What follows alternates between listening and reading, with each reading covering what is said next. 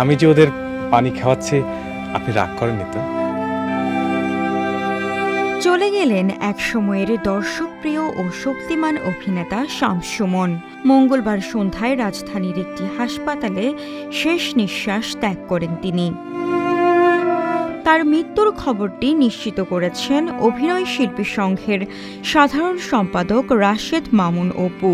তিনি জানান, শামস সুমন দীর্ঘদিন ধরেই লিভারের সমস্যায় ভুগছিলেন।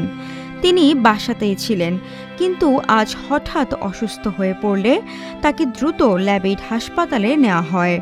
সেখানে পৌঁছানোর পরই চিকিৎসকরা তাকে মৃত ঘোষণা করেন। রাজশাহী বিশ্ববিদ্যালয়ের মার্কেটিং বিভাগ থেকে স্নাতক ও স্নাতকোত্তর সম্পন্ন করার সময় থেকেই তিনি যুক্ত ছিলেন আবৃত্তি সংগঠন, শনন এবং নাট্যদল অনুশীলনের সাথে। রাজশাহী বিশ্ববিদ্যালয়ের কেন্দ্রীয় অডিটোরিয়ামেই শুরু হয়েছিল তার অভিনয় জীবনের পথচলা।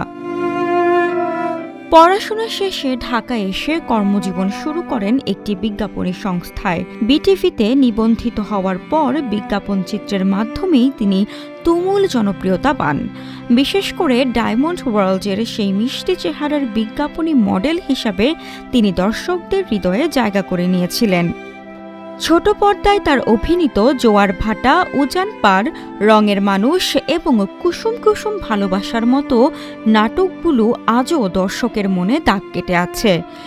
এনটিভি এবং চ্যানেল আইয়ের অসংখ্য জনপ্রিয় ধারাবাহিকে তিনি তার অভিনয়ের মুনশিয়ানা দেখিয়েছেন। শুধু ছোট পর্দা নয়, বড় পর্দায়ও শামস সুমন ছিলেন অনন্য। ২০০৪ সালে তৌকির আহমেদের জয়যাত্রা সিনেমার মাধ্যমে চলচ্চিত্রে অভিষেক হয় তার। একই বছর অভিনয় করেন হুমায়ুন আহমেদের শ্যামল ছায়ায়। ২০০৮ সালে শহীদুল ইসলাম খোকন পরিচালিত স্বপ্নপূরণ সিনেমায় শ্রেষ্ঠ পার্শ্ব অভিনেতা হিসেবে তিনি লাভ করেন মর্যাদাপূর্ণ জাতীয় চলচ্চিত্র পুরস্কার।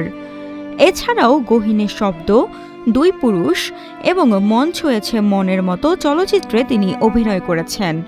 অভিনয়ের বাইরে সাংগঠনিক কাজেও তিনি ছিলেন সক্রিয়। ডেস্ক রিপোর্ট, আজকের পত্রিকা।